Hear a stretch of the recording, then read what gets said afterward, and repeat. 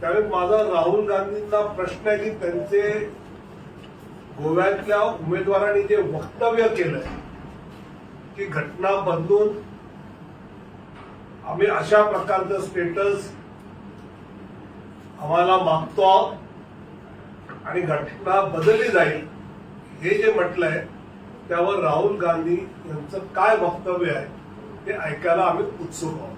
तावडेजी, गोव्यातील मायनॉरिटी ख्रिस्ती समाज आणि खास करून दक्षिण गोव्यातला जो मतदार आहे ख्रिस्ती मतदार, तो तुम्हाला वाटतो का भाजप सोबत राहणार आहे?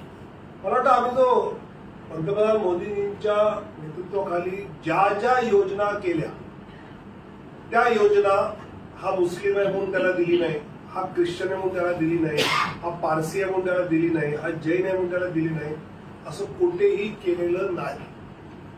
आणि हे मायनॉरिटी समाजामध्ये खूप चांगलं कळलंय की प्राईम मिनिस्टर मोदी करणाऱ्या प्रत्येक गोष्टी सर्वांना समान मिळत आहे.